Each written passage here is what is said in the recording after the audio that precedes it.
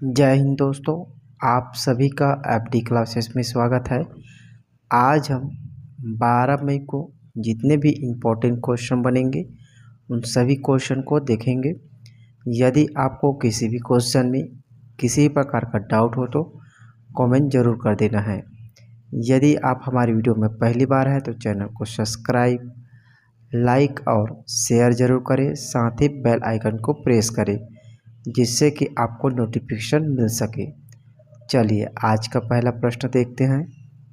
Current affair की series शुरू करने से पहले टुडे हिस्ट्री देखेंगे। टुडे हिस्ट्री में 11 मई को इतिहास में हुए महत्वपूर्ण घटनाएं को देखेंगे, जिनमें 11 मई 1626 में अहमदनगर के निजामशाही साम्राज्य के मलिक अंबर का निधन हो गया। 1774 में लुइस 16वें ने फ्रांस के सिंहासन पर कब्जा कर लिया। 11 मई 1962 में मार्वल कॉमिक्स ने द इनक्रेडिबल हल्क का पहला अंक जारी किया। 1970 में पूर्वोत्तर परिषद की स्थापना के लिए एक विधेयक पारित किया गया। 11 मई 1974 में नेल्सन मंडेला ने दक्षिण अफ्रीका के राष्ट्रपति के रूप में उद्घाटन किया। चलिए अब आज का पहला प्रश्न देखिए।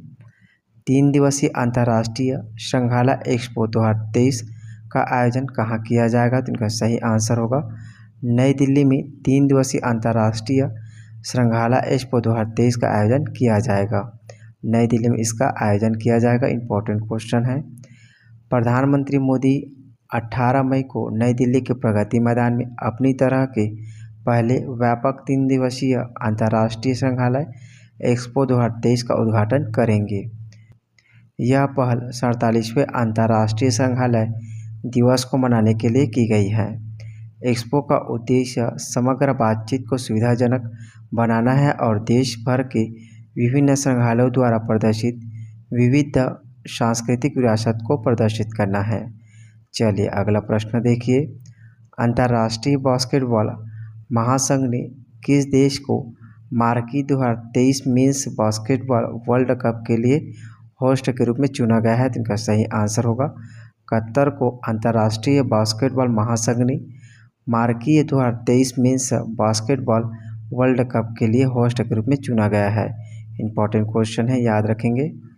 चलिए ध्यान देंगे। कतर को अंतर्राष्ट्रीय बास्केटबॉल महासंघ द्वारा बहुप्रतीक्षित 2027 पुरुषों के बास्केटबॉल विश्व कप की मेजबानी के लिए चुना गया है। दोहा 32 टीम इवेंट में शामिल सभी खेलों का मंचन करेंगे। 2027 पुरुषों के बास्केटबॉल विश्व कप के लिए मेजबान के रूप में कतर का चयन देश के अत्याधुनिक बुनियादी ढांचे में अंतर्राष्ट्रीय बास्केटबॉल महासंघ के भरोसे को दर्शाता है। चलिए नेक्स्ट क्वेश्चन देखिए। डीप ओशन मिशन की पहली उच्च स्तरीय संचालन समिति की बैठक कहाँ हुई है? तो इनका सही आंसर होगा उच्च स्तरीय संचालन समिति की बैठक नई दिल्ली में आयोजित की गई है। याद रखेंगे। डीप ओशन मिशन की पहली उच्च स्तरीय संचालन समिति की बैठक नई दिल्ली में आयोजित की गई है। ध्यान देंगे। केंद्रीय मंत्री डॉक्टर जितेंद्र सिंह ने नई दिल्ली में डीप ओशन मिशन की अब तक की पहली उच्च स्तरीय संचालन समिति की बैठक की अध्यक्षता की है। समिति में नीति आयोग के उपाध्यक्ष के अलावा केंद्रीय पर्यावरण, विदेश, रक्षा और वित्त राज्य मंत्री शामिल थे। मिशन के तहत विकसित प्रौद्योगिकियों महासागरों की खोज में मदद करेगी। चलिए नेक्स्ट क्वेश्चन देखिए। हाल ही में कैच द रेन अभियान किस मिशन के तहत शुरू किया गया है? तो इनका सही आंसर होगा राष्ट्रीय जल जीवन मिशन के तहत शुरू किया है। याद रखेंगे। कैच द रेन अभियान राष्ट्रीय जल मिशन के अंतर्गत शुरू किया गया है। राष्ट्रीय जल मिशन का अभियान catch the rain tagline catch the rain where it falls when it falls का उद्देश्य राष्ट्रीय और हितधारकों को ऐसी उचित वर्षा जल संचयन करना बनाने के लिए प्रेरित करना है। मानसून से पहले जलवायु की स्थिति और उपमृदा स्तर के अनुसार हो। इस अधिनियम के तहत चेक डैम, वाटर हार्वेस्टिंग पिट, रूफटॉप और RWSH आदि बनाने के अभियान संचालित किए जाते हैं। चलिए नेक्स्ट क्वेश्चन देखिए। बैडमिंटन एशिया ने तकनीकी अधिकारी सचिव के अध्यक्ष के रूप में किसे नामित किया गया है? तो इनका सही आंसर होगा बैडमिंटन एशिया ने तकनीकी अधिकारी समिति के अध्यक्ष के रूप में उमर रशीद को नामित किया है। याद रखेंगे, इंपॉर्टेंट क्वेश्चन है। उमर रशीद को तकनीकी अधिकारी समिति के अध्यक्ष के रूप में नामित किया गया है।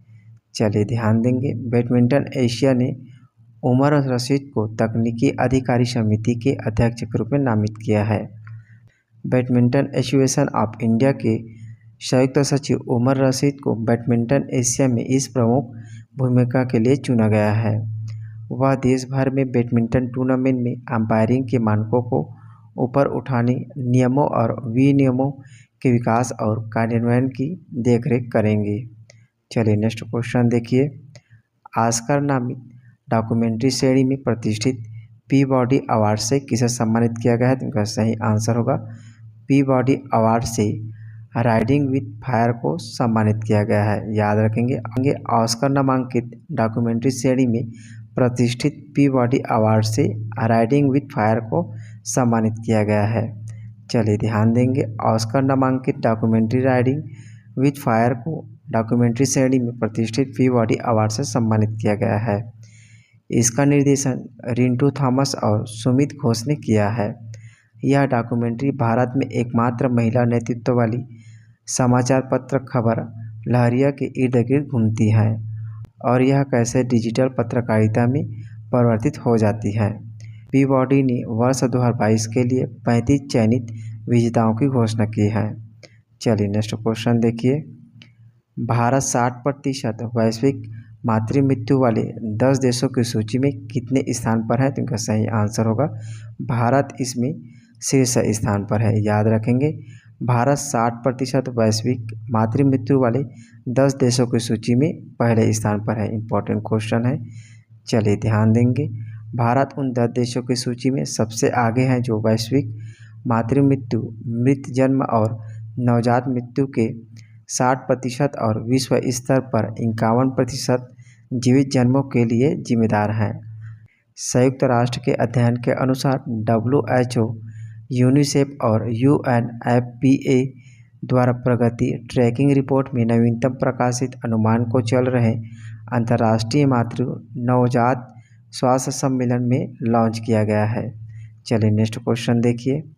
हाल ही में किस मंत्रालय ने कसम लर्निंग मैनेजमेंट इंफॉर्मेशन सिस्टम शुरू किया है? तो इनका सही आंसर होगा हाल ही में केंद्रीय स्वास्थ्य मंत्रालय ने कसम लर्निंग मैनेजमेंट इंफॉर्मेशन सिस्टम शुरू की गई है। याद रखेंगे, केंद्रीय स्वास्थ्य मंत्रालय ने कसम लर्निंग मैनेजमेंट इंफॉर्मेशन सिस्टम शुरू की गई है। राजेश मूणत केंद्रीय स्वास्थ्य मंत्री ने MOHFW के एक लर्निंग मैनेजमेंट इंफॉर्मेशन सिस्टम कसम का फुल फॉर्म याद रखेंगे systematic advanced knowledge for sustainable health management है, जिसका लॉन्च किया गया है।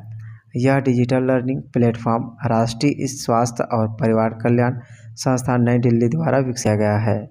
चलिए नेक्स्ट क्वेश्चन देखिए। पिछले वीडियो में हमने आपसे प्रश्न पूछा था कि खेलो इंडिया यूनिवर्सिटी गेम 2023 का लोगो शुभंकर स्टार्स गान और जर्सी का शुभारंभ किसके द्वारा किया गया है? तो इनका सही आंसर होगा अनुराग सिंह ठाकुर द्वारा किया गया है। अब आपके लिए आज का प्रश्न है, हाल ही में तीसरी G20 विकास कार्य समूह की बैठक कहाँ संपन्न हुई है? तो इनका सही आंसर आप कमेंट बॉक्स में जरूर दीजिए। चलिए मिलते हैं अगले वीडियो में। जय हिंद।